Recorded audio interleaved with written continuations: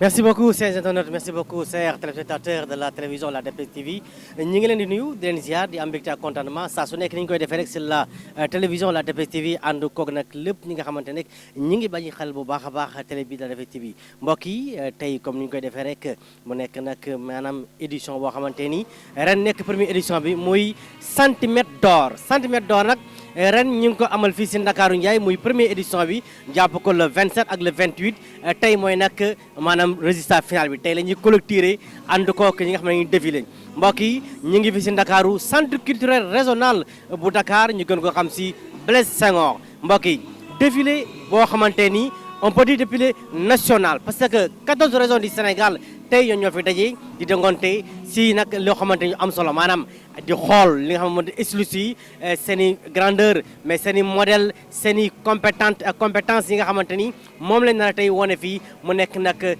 fukk ak ñeent li nga xamante ni raison daje fii si biir Dakar rawatina centre régional bi nga xamante moom moo di Blaise Senghor mbokk yi tey mu nar a nekk lu doy waar tey la final bi nee naa leen tey mooy daj jëpp gi tey fii si Ndakaaru di ngeen mel ni foo sànni mbatt mu takk dina mel ni bërëg si mbattal puus mu tàkk lay doon ndax tey dinañ wane ay talent yu am solo défilé kat yi ñu ngi si biir mbokk yi mu nar a nekk lu doy waar ñu nar a ànd ak ñoom si défilé nar a ànd ak ñoom si démonstration nar a ànd ak ñoom si wane li nga xam ne mooy rek culture traditionnelle waaye aussi ay ñëw yu fasante ko yoo xamante ni ay borom kàngam ay styliste ñoo fi daje tey ngir nag wane seen bopp si yeneen anam waaye wane seen bopp si anam bu am solo mbokk yi tey nee na leen topp leen La Dépêche TV ànd koog li nga xamante moom moo di rek défilé bi nga xamante ni moom mooy li nga xamante di centimètre d'or nag di mode boo xamante ni mode défilé la waaye tamit ñu organiser ko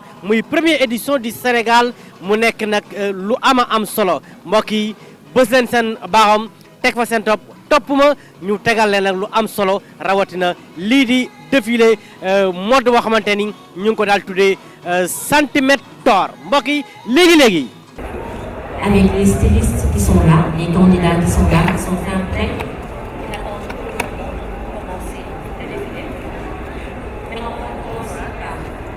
Mor Diallo nous vient de Thiès, Soel, Global, Cloche. Et nous présente aujourd'hui deux tenues pour le thème consommation locale. Dañuy commencer par Mor Diallo nekk candidat boo xamante ni Thiès la jógee mu ngi bàyyeekoo Thiès ñëw daal di teewee li nga xamante ne moom mooy première édition concours centimètre d'or. Mor Diallo dinañu présenter ñaari tenues yi nag thème bi mu choisir moom mooy consommation locale. te boo xam Sénégal jamono ji li ñuy wax moom mooy nañu consommer local li nga xamante ne moom la ñuy béy ci biir réew mi moom la ñuy utiliser ci biir réew mi li nga xamante ne fii la sokkeekoo Mor Diallo di styliste jóge Thiès daal di andi le thème consommation locale. Si c'est bon, on applaudit très fort pour Mor Diallo.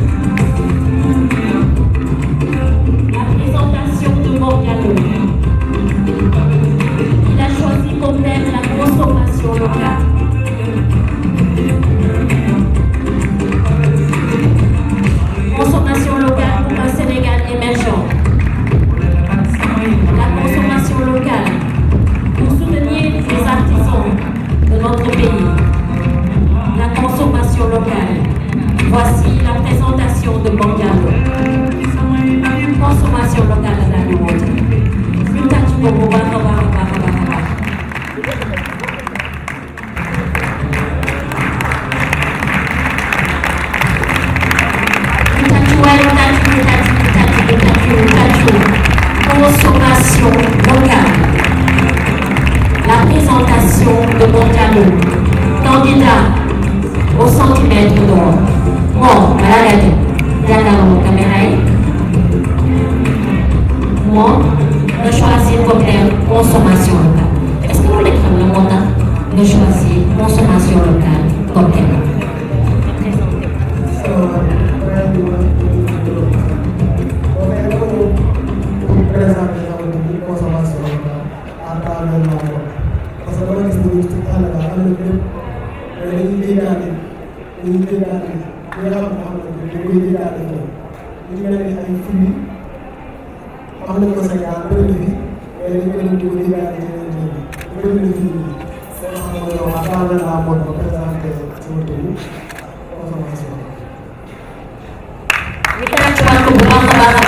Merci beaucoup, mon dialogue, pour cette belle tenue, consommation locale.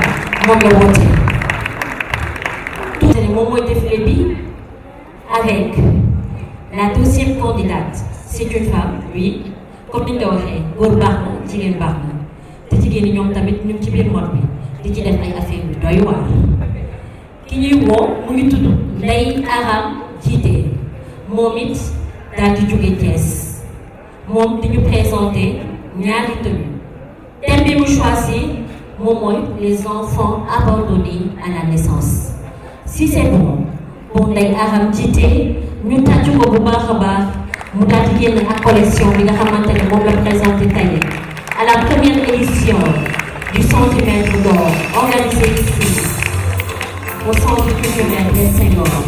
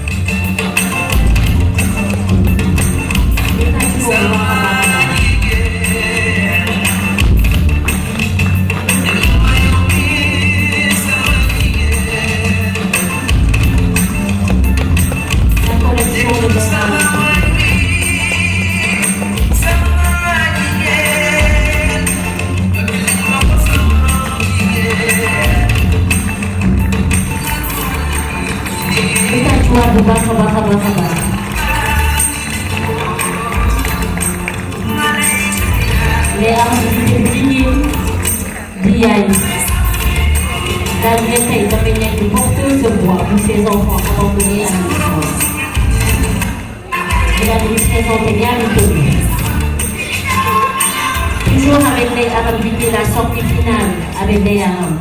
On applaudit très très très fort.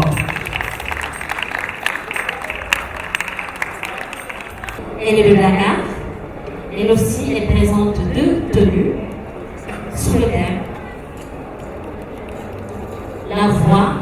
perfection. Anna Manga et le Dakar. Si c'est bon, on applaudit pour elle. La collection de Anna Manga. Takune Boubacabacabacawa. Les Arabidés aiment bien le pièce. Elle a choisi le thème des enfants abandonnés à la naissance.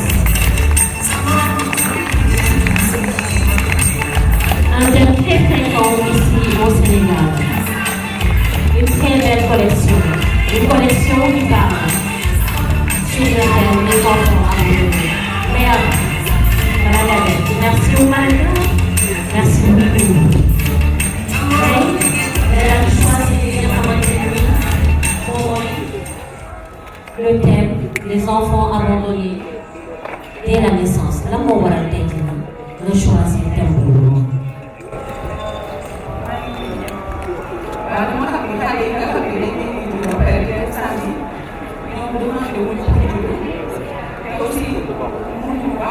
défendre seen bopp te xale bi nga xam ne jël ko tey nga sànni ko su màggee dafay am ay perturbation yoo xam ne mun na jéem a résister mais du ko mën parce que parent bi dañ koy manqué ak société bi aussi ni ñu koy jugé daf koy feeñ ci moom daal waaw. day am nga nekk yaay bu gisee xale bu ñu abandonné lan la lay def. te dama ko yàgg bëgg a wane mais amul woon benn opportunité bu ma ko wane moo tax tey jii nii ma choisir thème bi pour wane ko weer boo xam leen tamit seen ay douleurs malgré que ils sont forts. On applaudit très fort pour elle. Merci beaucoup Ndeye Arama mu nekk thème boo xamante ne lu sensible moom jury ñu ngi ni toog ñu ngi gis ñu ngi noté bàyyiwuñu benn détail comme ni ñu ko waxee centimètre d'or la ñu wax tey.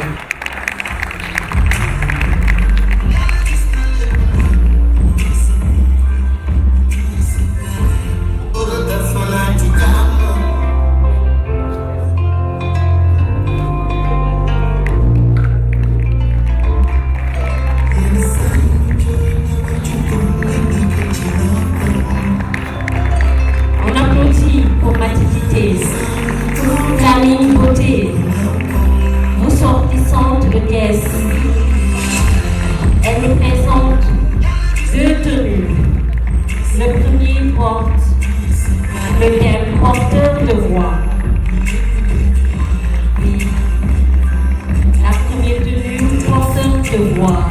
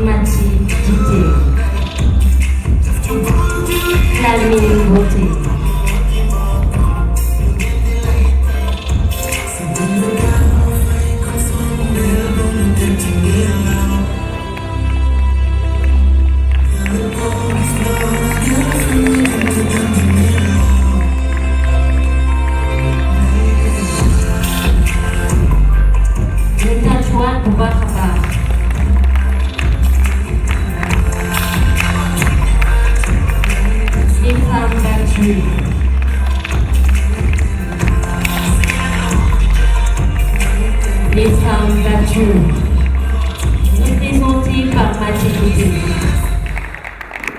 On applaudit encore très fort.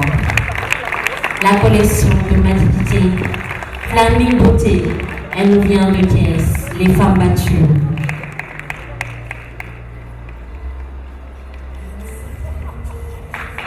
Merci beaucoup pour ce thème également. C'est une femme, oui, porteuse de voix. Aujourd'hui, elle a choisi le thème « Les femmes battues » qu'elle représente à travers ces deux modèles.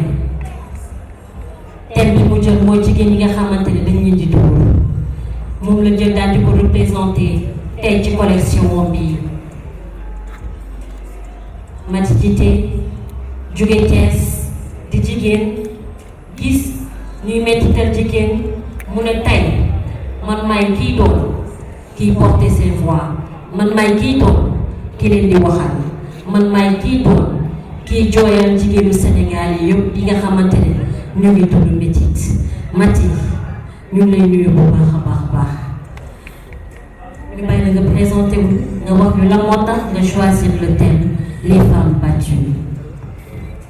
salaamaaleykum maa ngi nuyu képp ku fi nekk képp ku fi teew maa ngi leen di nuyu bu baax bon tey nag li tax ma choisir les femmes battues bon gis nañ ni jigéen ñi ngi dund violence ci seen biir néegu sëy yi ñu leen di dóor di leen maltraité amuñu fenn fu ñu jooyee loolu et que loolu moo taxoon ñu ñëw créer suñu kii bi pour wane ni jigéen ñi ñu ngi dund lu métti ñu ngi dund lu métti seen biir néegu sëy ñu ngi leen di dóor amuñu fenn fu ñu ko jooyee suñu loolu suñu beneen modèle bi xaw na génn tuuti ci métit yu mu nekk mais génnul à 100% loolu moo waral ñu génne benn loxo bi bàyyi benn loxo bi merci beaucoup.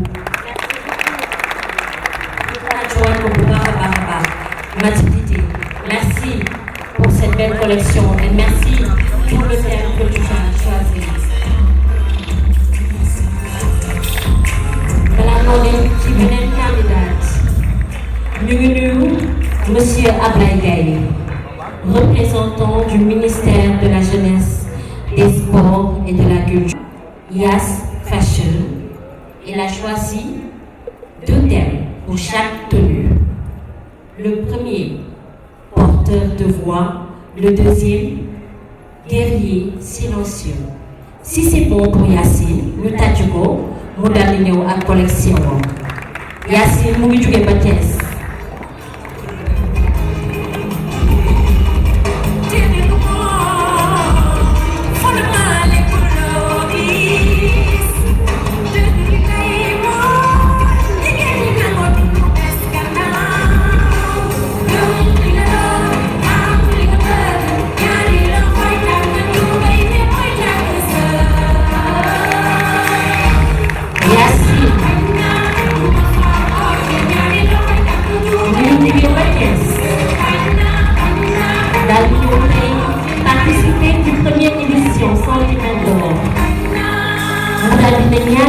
Lay présenté tey kon bii ñu gis moom mooy thème bii ñu présenté premier thème bi porteur de voix moo nekk. Elle a joué avec les couleurs, elle a présenté une tenue avec une particularité très élégante, très jolie, la collection de Yacine. La tenue qui porte le thème porteur de voix. Toujours avec Yacine.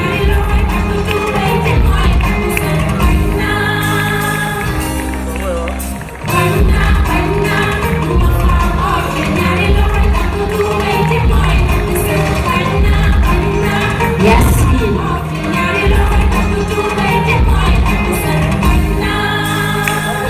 Toujours après la première tenue porteur de voix.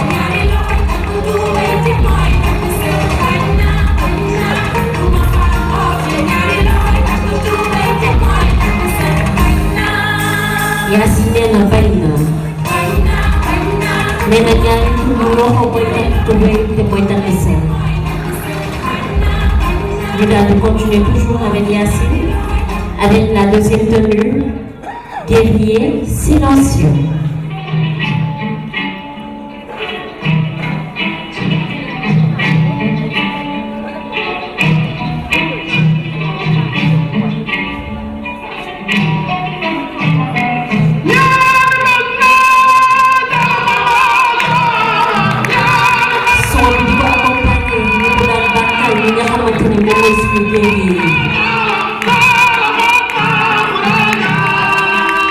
Jamba, guerrier silencieux.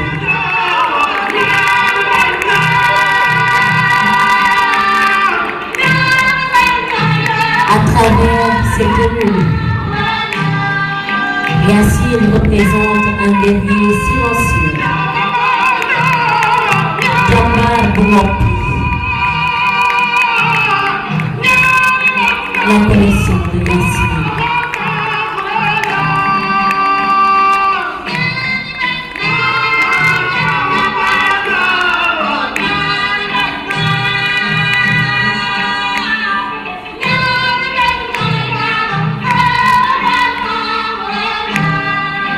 Toujours avec Yassine.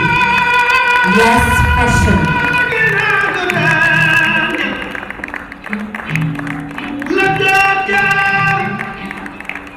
Le guerrier silencieux qui marche pas par pas.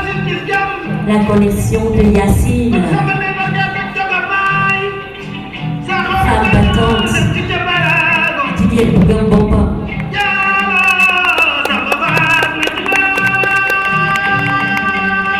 Guerrier silencieux.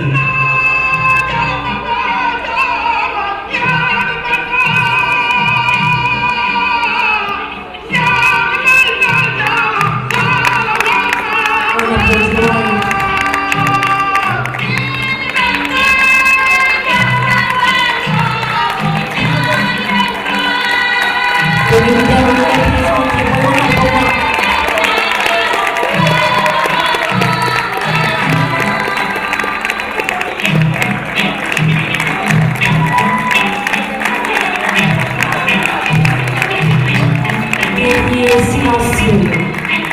La collection de Yassine de Grèce.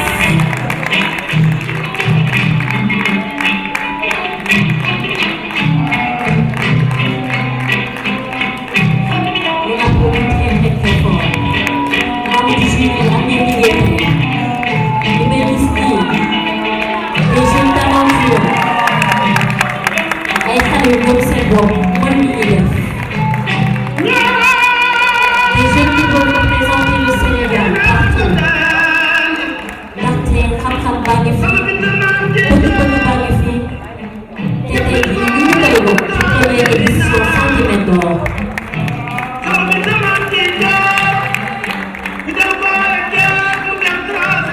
Merci beaucoup à Yassine. La sortie finale de la collection de Yassine.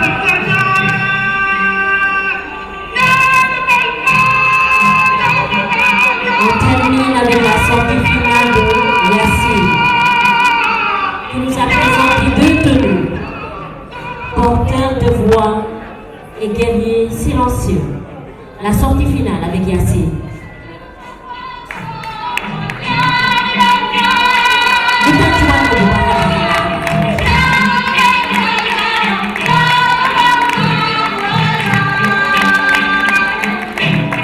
Les deux tenues de Yassine. Elle est de pièce, Yassine. Elle vient de pièce.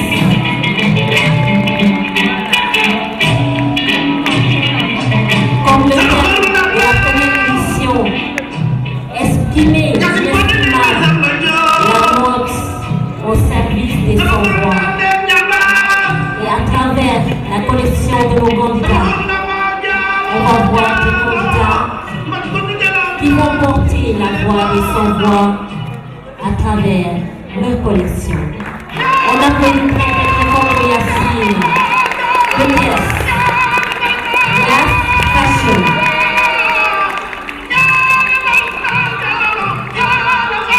Yass, approchez. Qu'est-ce que tu dis? Nous le présentons.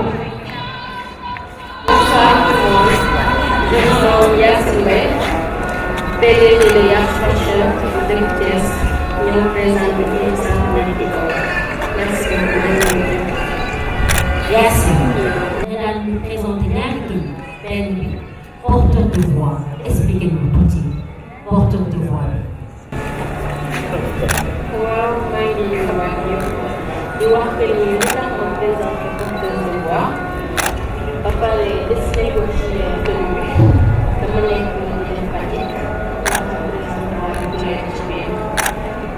di wax que ni ak ñu bari jigéen ñoo xam ne dañu nekk ci société ñu jaaxle lool ñu ànd ak espoir ñu bëgg dem ñu bëgg di def ma wax que ni ma war a nekk fii te soleil c'est loolu day am espoir bu gisee jaaxle lool ñi xam ne jaaxle te am espoir si moom dañ ko nga xam ne kay ñu si wetam te am na yaakaar bu xale yi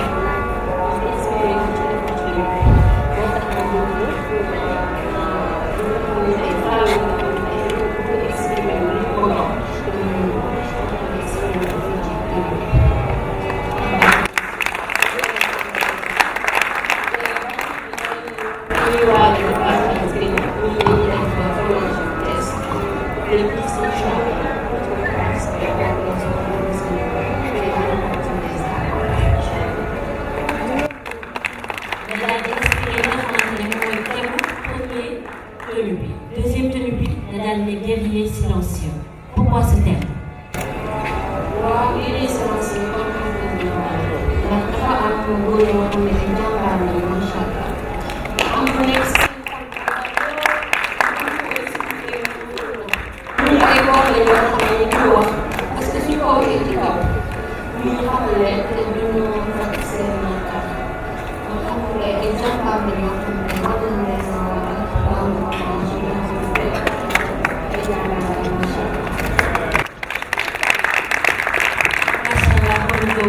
collection boo xamante ni comme ni ko expliqué am na particularité lool te daal di nga expliqué li nga xamante ni lan moo tax nga daal di def ces différentes couleurs merci beaucoup à Yacine ñu tàccuwaat ko bu baax a baax a baax.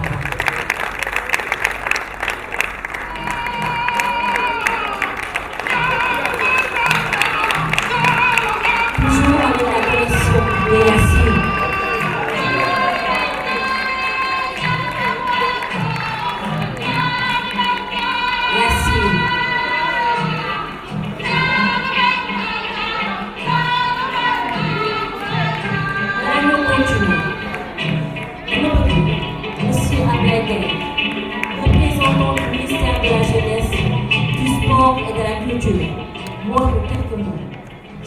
Elle nous présente aujourd'hui deux tenues.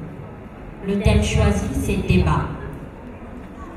Entre guillemets, sujet, viol. Si c'est bon pour Nima Sen, on applaudit pour elle.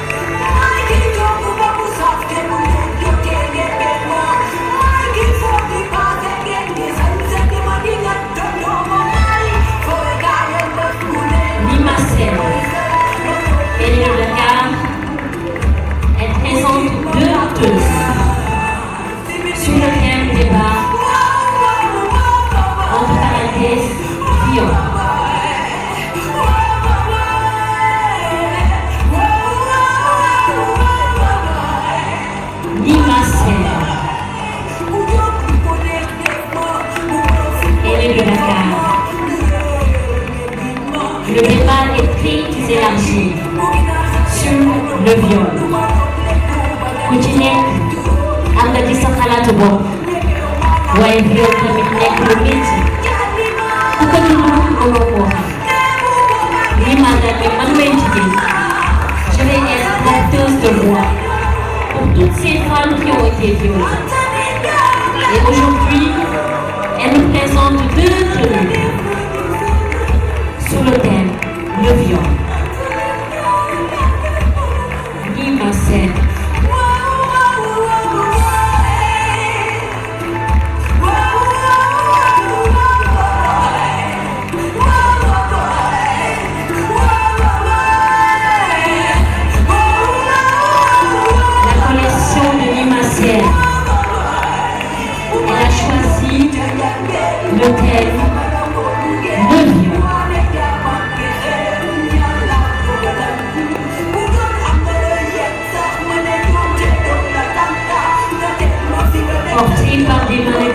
dégage l'assurance, la prestance, la chance de Malakina, de Paul William, mon mi jeune, Google Bopom, ne la may entreprendre ci nga xamante ne ubbi sama agence de Malakina moom moo ñu jox tey mannequin yi di défilé mannequin yi nga xamante ne ñoo sonal sur le temps de travail. Toujours avec la collection de Lima Sen. La sortie finale avec la collection de Lima Sen. On applaudit encore très fort. Tâtou les loyers. Tâtou les loyers. Allez, am nañ talon. liggéey bi set na rafet na macha allah comme ni koy waxee. Magnifique. La collection de Lima Sen. Elle a choisi le thème de viol. Violette le vêtement. Lima ñëw fi ñu waxtaanee ko. nee na débat ñëwal ñu waxtaanee ko.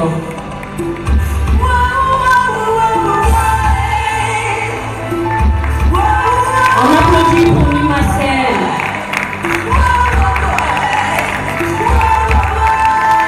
Candidate à la première édition du centimètre d'or. Lima jëlee si tuuti ma waxtaan ak yow.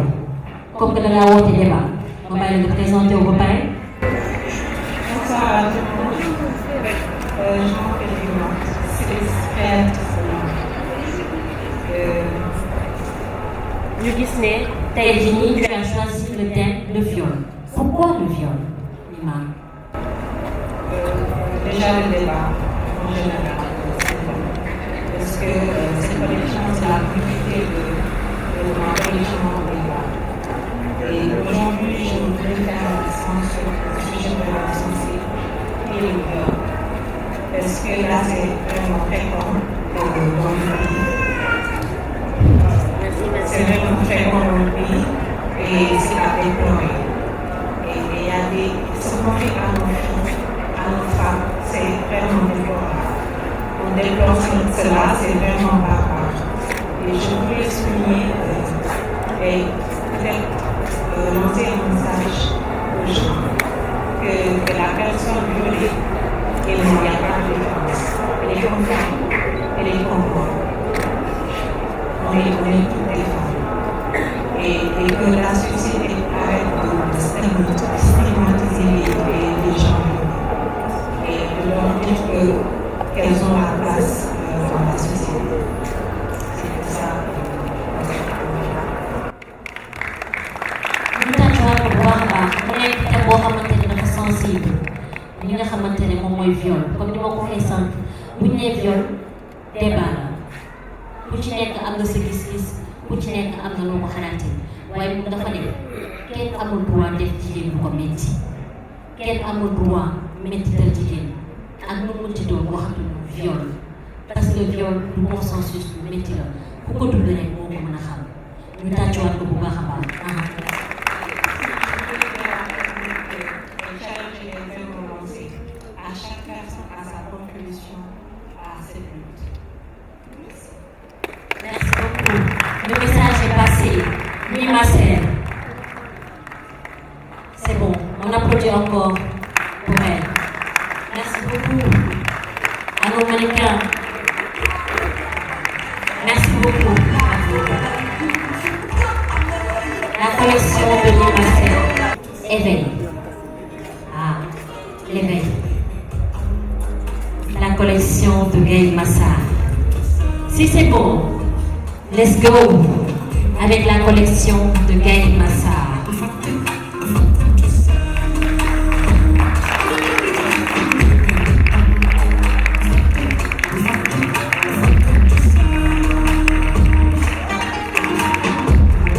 Gaël nee na éveil.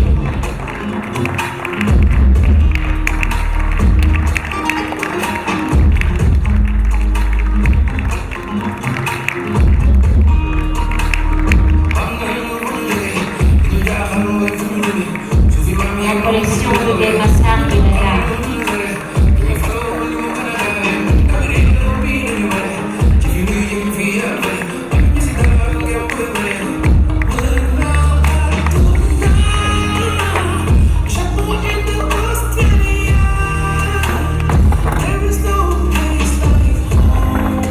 La collection de Gaye Massar de Dakar.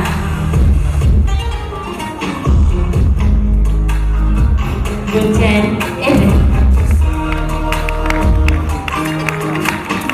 Gaye nee na nañu yeewu nañu éveillé wu bu ñu yeewu ci lan lañu war a éveillé wu. La collection de Gaye Massar.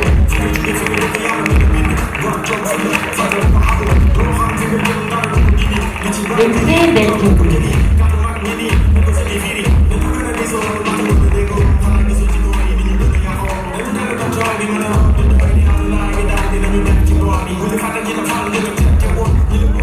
Toujours avec la collection de Gaye Massar, avec la deuxième tenue.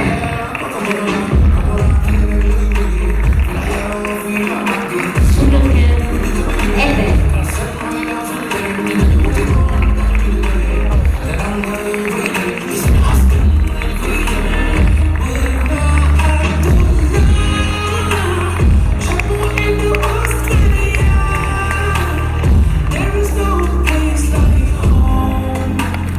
Collection de Gaye Massar.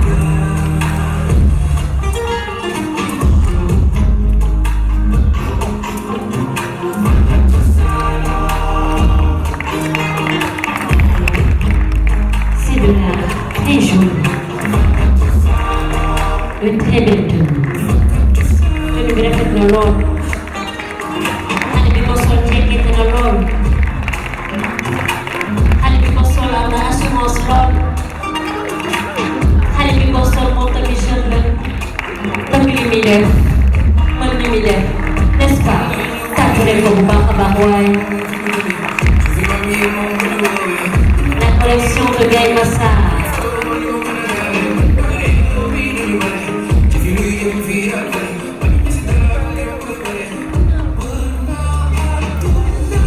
Toujours avec la collection de Gaye Massar, la sortie finale.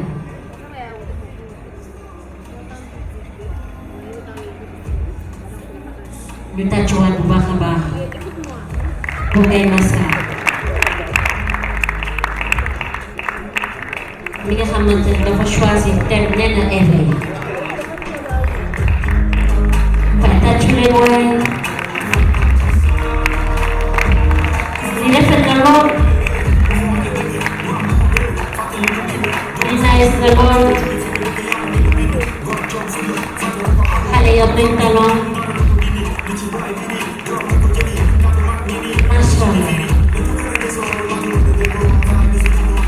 Toujours avec Gaye Massar.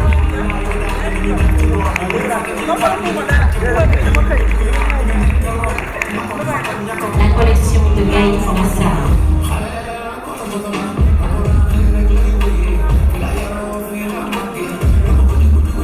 Gaye Massar, on l'applaudit très très très fort.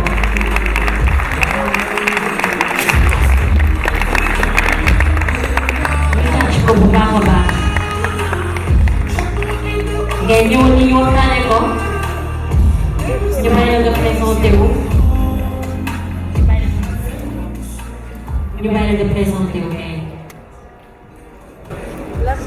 face à la caméra, face à la caméra.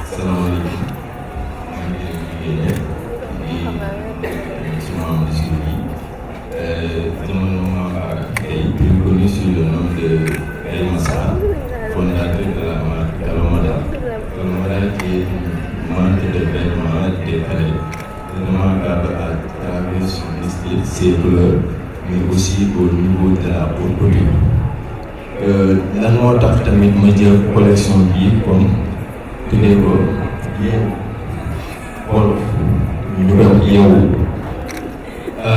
di fàttali nit ñi la culture parce que à partir de la culture mën nañu def loo xam ne nii dina tax ba les Européens ñëw fii di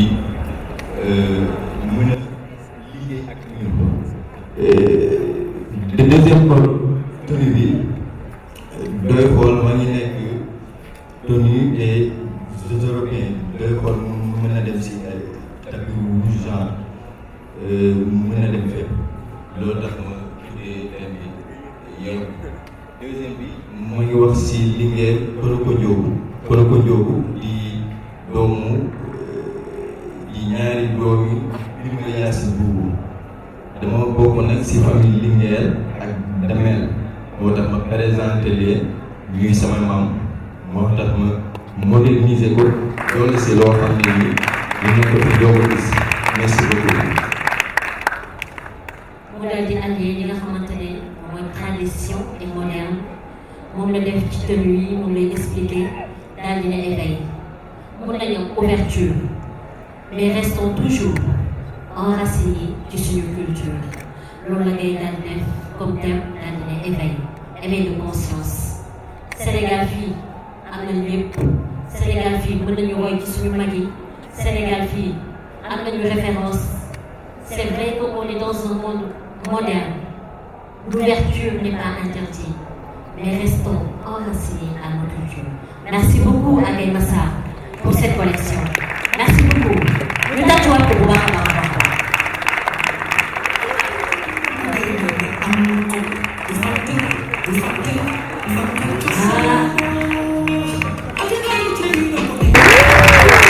Li ñu def tey jii nii yombul. alors ñu yomb ñu pare yow tamit nga daal di nuyu saafanteeg ñi nga xamante ne ñoom ñoo ñëw buy si ñu gis monsieur Ablaye Gaye représentant du ministre de la culture du sport de la jeunesse mu nekk fii moom tam bàyyi lépp ñëw mu nekk projet boo xamante ne nii dama koy répété bi ma xamee amee ba tey mu koy wax mu nekk loo xamante daf ko gëm bëgg ko tey ma bëgg mu sànni ci ay kàddu. waaw salaamaaleykum nuyu si ne sant vraiment ñu am mbégte tey ba tey may toog fii man en tant que créateur yàlla doon tey ma toog seetaan séries parce que loolu soxla te soo xoolee tey côté Sénégal yi daanaka fi taw parce que su xoolee waa lu muy wax seen dëkk bi waa Kees kon gën naa dégg li ñu soxlaa dina gën a baax am solo mooy pour ñu mën a jàppale jeunesse bi même culture parce que tey soo xoolee tey xale yi vraiment ay créateurs ay créateurs lañu fi ñu mën seen métier parce que dañuy soxla lu mel ni ñu mën leen jàppale kon il faut ñu mel ay porte ba nga xam ne nii parce que parfois dafa xam machine bu mel nii ñoo koy jël soxla parce que bu ñu bàyyi rek moom mooy machine à pour ba nga xam ne bu liggéey ñoom dañu mun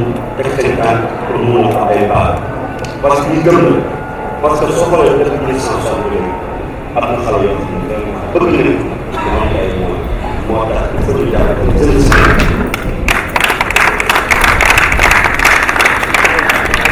moo tax ma xalaat sant benn doon parce que man li tax ma gën a sant xalaat doon sax mooy man fii Sénégal damay gis ñun ak chaque fois damay gis naan ñoo dem Togo ñoo dem Côte d'Ivoire ñoo dem Paris ñoo dem mais pourquoi pas waa Paris de fekk ñu fii Sénégal pour ñu mën gis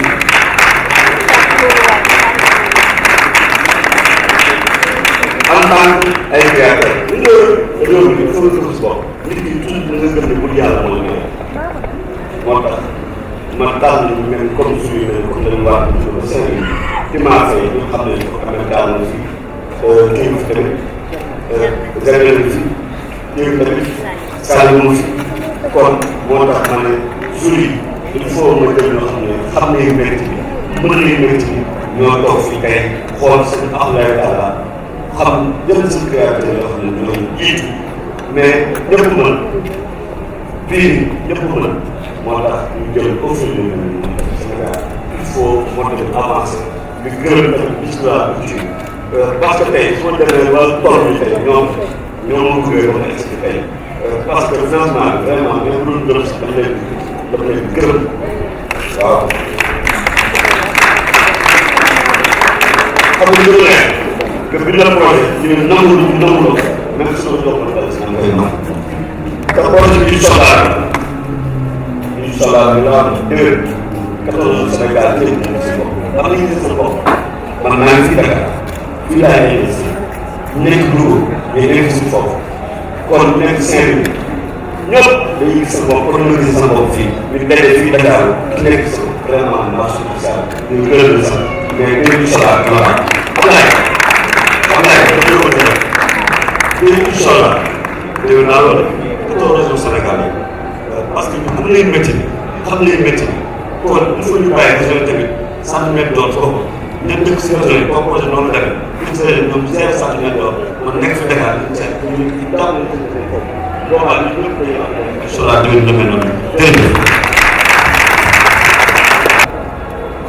daañu choisir ñaari thèmes tenue bu nekk ak thème première tenue bi porte sur le thème baroque moderne mais le tenue royale deuxième tenue bi di afro figuriste si c'est bon pour Bendo on l'applaudit il est de Dakar.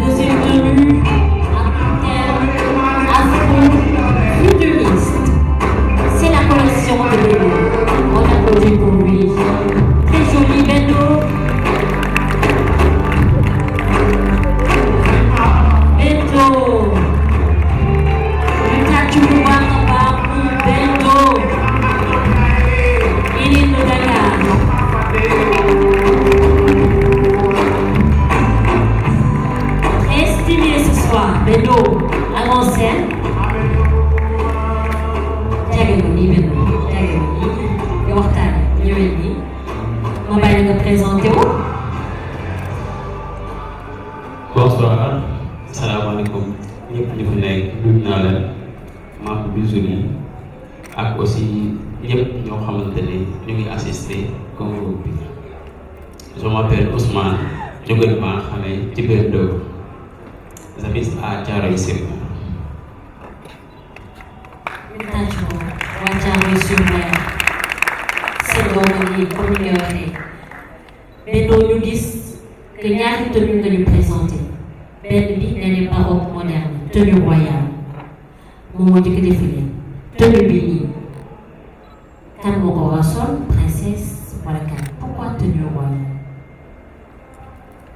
tenue bi princesse moo koy sol ci paleem ci biir douanam c'est pour les princesses dama ci inspiré wu ci les années yi nga xamante ne suñu ginnaaw la au 18e siècle lii lañ daan sol te aussi pourquoi ma choisir tenue bi li ma ko ñëwee yëpp génnul sama kër parce que boo xoolee rideau la sama yaay daan ko takk à chaque fois ma xam ne nii bu naa créer loo xamante ne def ci lu garaaw te du ma ci féere lu bëri ci laa jël inspiration parce que chaque jour damay jàkkaarloo moom te aussi xam naa histoire tissu bi moo tax mu jël ko ne pourquoi pas ma créer ci tenue baroque bi.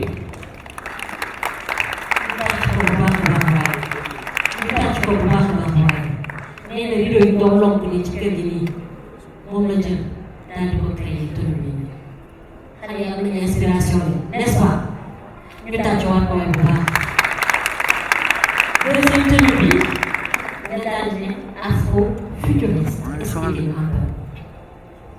Quand on parle de afrofuturisme mooy vision Afrique d'ici quelques années parce que tey boo xoolee ñun seen créateurs yi lu ñuy utiliser yëpp mu ngi jógee extérieur ak yooyu noonu te boo xoolee lu ma créé tenue bi lépp mu ngi jógee sama secteur ñu ngi ko créé benn der ak ay coquillage et tout boo xoolee ci ginnaaw s'il vous plaît ñu ko créé yi benn deru boy la moom lañ créé ci benn corset ak ay coquillage et tout boo xoolee derrière am na ay crabe ay fruits de mer ak affaire yooyu yëpp moom nekk te aussi comme je viens de Thiaroye-sur-Mer Thiaroye lii dañ ko yàgg a gis depuis bu ñu nekk xale ba léegi ma ne lu may créé dugub bi pourquoi pas loo xamante ne dama màgg ak moom dama ko yàgg a gis loo xamante ne may nekk xale ba léegi moom lañ yàgg a foowee war nañ ko mën a créé ci benn affaire boo xamante ne ku nekk dina ci sentir boppam mu doon loo xamante ne mën nga créé ak affaire yoo xamante ne 100% amoo yenn moyen ni moom laa inspiré wu ne pourquoi pas lu may dem di li wala di jël ay tissus feneen ma créé loo xamante ne am nañ ko suñu wet ba pare moo waral afrofuturiste bi te mën nañ cee créé loo xamante ne affaire ëllëg ku nekk dina ci sentir boppam.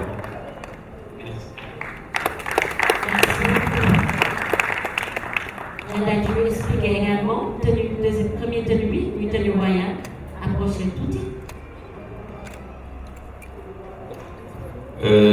Première tenue bi boo xoolee ñu comme ni mu ko expliqué sànq lii rideau la quoi c'est à partir ci suñu salon ci laa ko wekkee defar ci benn robe boo xamante ne jeune fille mun na ko sol parce que ñun à chaque fois comme ñun ay jeunes lañu war nañ mën a créer loo xamante ne jeunes yi dinañ ci sentir seen bopp loo xamante ne d'ici quelques années ku nekk boo ko solee di nga ci sentir nekk benn reine wala benn princesse loo xamante ne di nga ci yëg sa bopp moo tax ma def choix bi nii loo xamante ne la plupart ay reine ay princesse ak yooyu noonu ay dees ñoo koy sol xamante ne képp ku sol benn tur boo xamante ne ça vient de Bendo tu vas te sentir au niveau.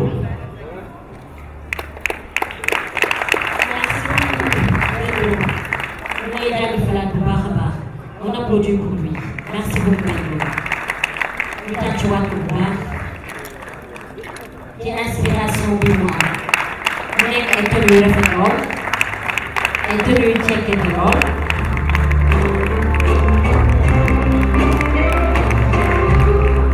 Bendo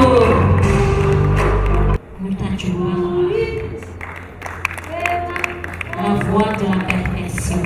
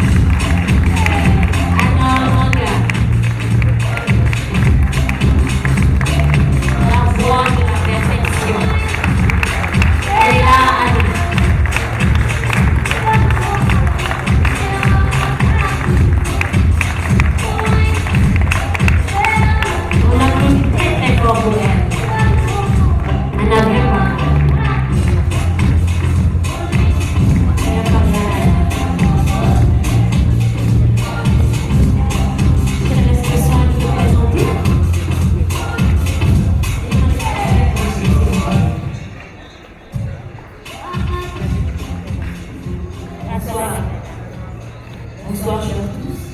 Je m'appelle Anna Manga. J'habite au Bazar. Et je vous présente la collection La Voie de la Perfection. Alors, ça raconte pourquoi La Voie de la Perfection, c'est toute une histoire. Ça raconte une histoire parce que dans chaque vie, les choses peuvent être tortueuses, pénibles, et quand on veut atteindre le sommet, on a des blocages, on rencontre des difficultés, mais l'amour, l'engagement va nous pousser, et l'audace nous pousse à affronter ces obstacles ainsi d'atteindre le sommet. Mais juste pour dire que c'est vaste, c'est énorme, c'est pour moi, il y a beaucoup de pièges. Mais ce qu'il nous faut, c'est le courage, c'est la force, et l'amour et la détermination. Un message très important. Et normalement, je vais vous expliquer un peu à travers cette voie de la perfection, cette première tenue. Si vous pouvez approcher un peu, cette première tenue. Alors, là, je raconte l'histoire d'un royaume. Quand on parle de royaume, il y a une hiérarchie déterminée. Alors, celle-là, c'est la princesse. Mais on peut dire une princesse guerrière. Alors, la princesse guerrière, c'est quelqu'un qui porte les sages de son peuple. Voilà, excusez-moi. Qui porte les charges de son peuple, mais qui veut amener au peuple, qui veut que le peuple soit un peuple bien distingué, un peuple bien, qui ne manque de rien, un peuple où règne l'amour, où règne la paix, mais surtout l'unité. Voilà. Alors, avec tous ces manipulations, ça symbolise qu'on peut rencontrer beaucoup, parce que les gens, gérer un peuple, c'est pas du tout facile. C'est pas facile, les gens ne sont pas parfaits, et puis tu es appelé à gérer toute une communauté, des gens, des personnes qui sont différentes. Alors, il te faut vraiment avoir de la force, être un homme de paix, de justice surtout. Alors, si vous voyez bien, ça c'est une ceinture. La ceinture, ça symbolise l'équilibre. Ça symbolise aussi la justice et la vérité. Quand il y a la ceinture, quand on attache une ceinture, cela veut dire que la chose qu'on veut maintenir ne va pas tomber et c'est bien équilibré. Voilà, c'est la force. Et puis, le drapage-là, ça signifie que autant que c'est immense, autant que les charges sont immenses, mais avec l'unité, avec la cohésion, ça peut marcher. Et l'autre, je peux dire que c'est une Amazone guerrière, celle qui accompagne la princesse. Alors, pour réussir aussi une chose, il faut qu'on soit deux. On ne doit pas se suffire. On a besoin de l'idée aussi, de la pensée de l'autre, pour comprendre, pour mieux avancer. Voilà. On ne doit pas se limiter sur nous-mêmes. Et puis, pour dire que nul ne maintient le monopole de la vérité. Voilà. Alors, les chemins de la perfection sont longs. On a besoin de le faire ensemble, ainsi pour aller de l'avant. C'est ça le message que je voulais lancer. Alors, pour dire ça, c'est un drapé. Je viens de le faire tout à l'heure, parce que je croyais que c'est juste un seul modèle qu'on devrait présenter. Alors, quand je suis venue, on m'a dit c'est deux. Mais tu peux présenter deux. J'ai dit non, il faut que je fasse un deuxième. Parce que nul on ne doit pas se suffire. On a besoin de l'autre, puisque c'est juste un royaume que je veux représenter. Et puis pour arriver à la perfection, il faut qu'on soit deux vraiment. Donc, voilà. Merci. Très, très, très fort pour Anna. Anna nous wax solo lool. Nee na dafa ñëw pour wax sur la voie de la perfection. Et pour atteindre cette voie, il nous faut de l'abnégation, de la détermination. Parce que détermination weesu nga ñëw indi benn tën ñu ne la deux la nga ne tey ñaari tën la représenté. Et c'est ce qu'elle a fait. Elle a fait cette tën ici, comme on a dit qu'elle devait présenter deux tën. Merci beaucoup. Merci beaucoup.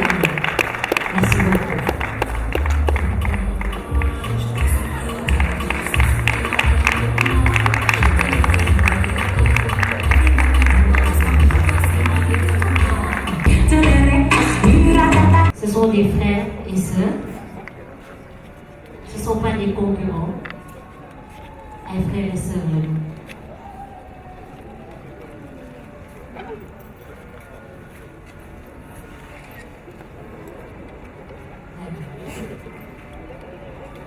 La photo de famille.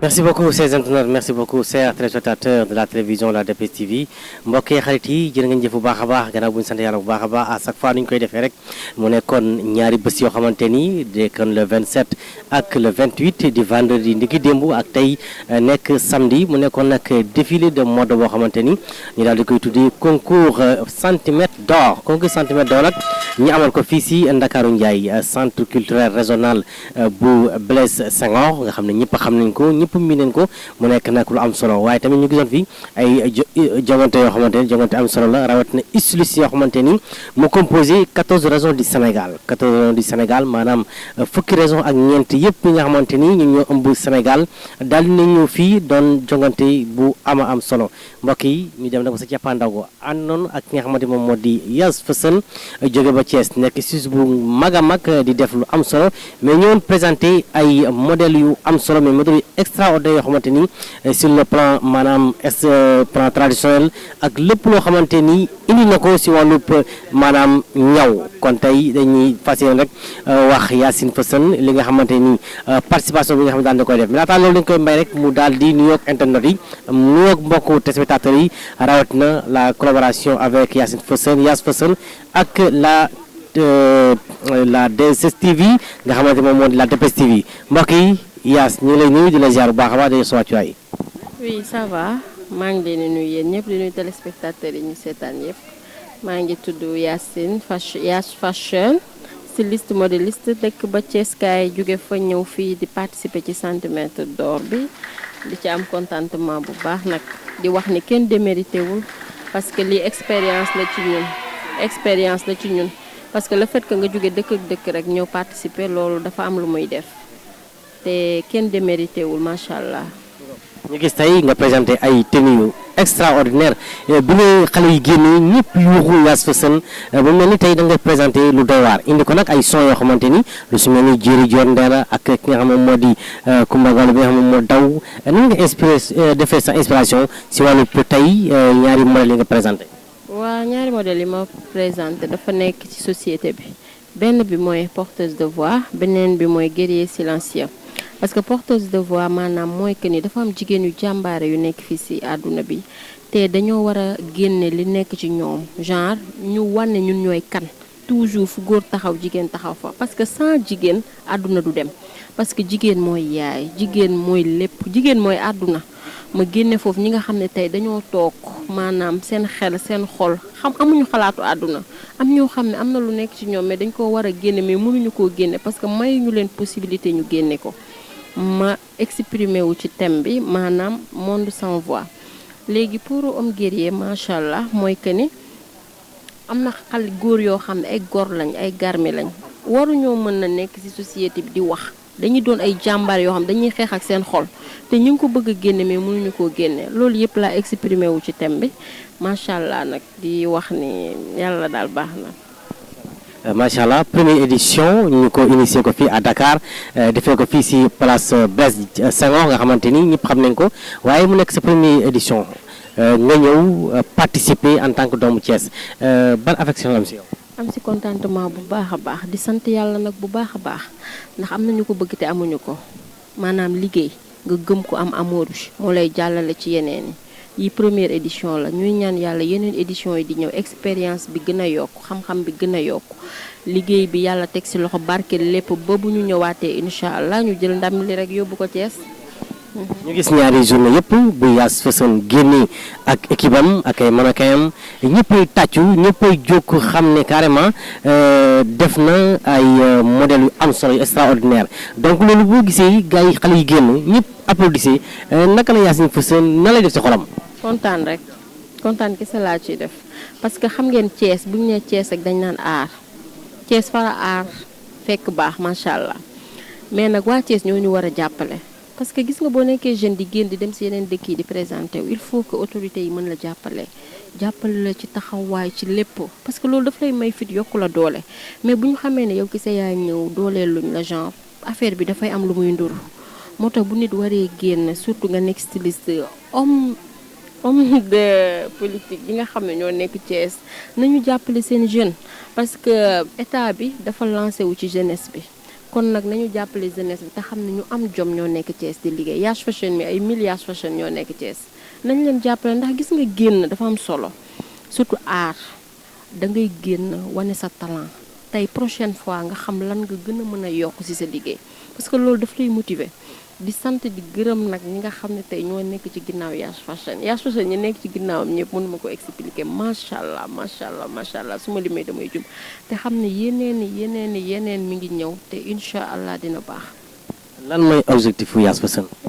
dem ci kanam rek. lan la ñu xaar ci kanam loo xamante ni Yash Fashion dina ko def ci lu yees loo xamante ni ay maanaam innovation lay doon. non ci lépp Yash Fashion moom xaar leen ko ci lépp déjà Yash Fashion mi ngi ci stylisme bi Yash Fashion mi ngi ci confection bi damay confectionner ay tenues ay blouse ay blouson tenue de travail macha allah di ci def lu doy waar xale yi xam nañ ma dama koy liggéey nekk ci sama ruq mais nag wàccee sa war a génn xam kan mooy Yash jàppale ko comprendre nga parce que dañoo nekk ay jigéen nekk ay ndaw te gis nga ku ñu épaulé rek ñu dem mais bu dee dañoo toog benn place di jël ñi nga xam ne tey ñoo fa jiitu di leen gën a yëkkati jël xale yi wàcce leen aussi du dem parce que tey xale yi lañ war a yéegal parce que monde bi jeunesse la laaj instant bi réew mi fi mu toll nii jeunesse bi la kon nag nañ ñu jàppale rek ñu dem ndax ñun moom yàlla mu ngi fi ndax yàlla mooy jàppale jaam mi kon nag yàlla muy jàppale yàlla nañu yàlla jàppale ba wane leen ak ñuy nga xam ne tey ñoo ñu war a jàppale incha allah. lan ngay wax ci sa kàddu yu mujj watina lii di centimètre d'or ñu doon organiser fii ni nga xam moom moo rek Blaise Senghor. waa kontaan dama naan kontaanati nag ànd ak sant yàlla bu baax a baax damay sant yàlla bu baax a baax macha allah di wax ni daal sant nañ yàlla ñu yàlla dooli jàppale.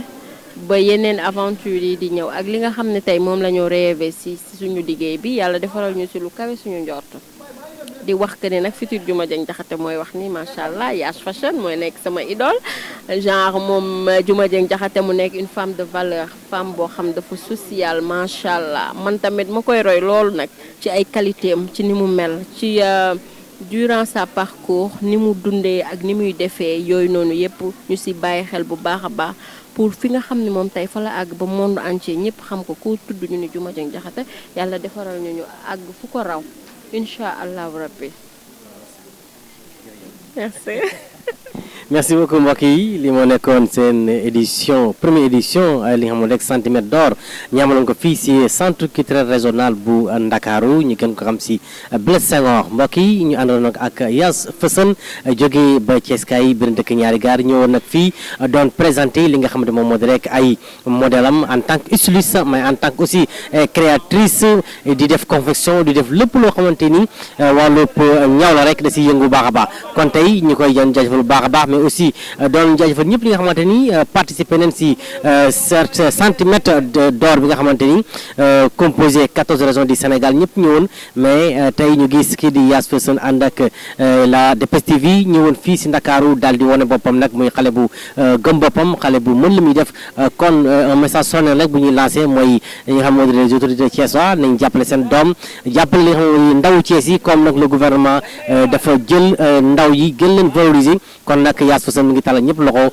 ngir gars yi ñu ngi ko jàppale rawatina les autorités les maires ak les bonnes volontés yi nga xamante ni ñu ngi Thiès gëstu seen doom jàppale ko si lépp lu muy def wàllub conception te yëgee sa aju mais aussi wàllub styliste bi nga xamante moom lay yëngatu kon mbokk yi li moo nekkoon seen édition ñu doon ko amoon ñaari fan le 28 et le 27 fii si ki nga xamante Blaise Senghor mbokk yi jërë ngeen jëf beneen yoon incha allah ñi ànd ak ki nga xamante Yash Fashion si yeneen événement yoo xamante ni dina ko amal fii si la DPS TV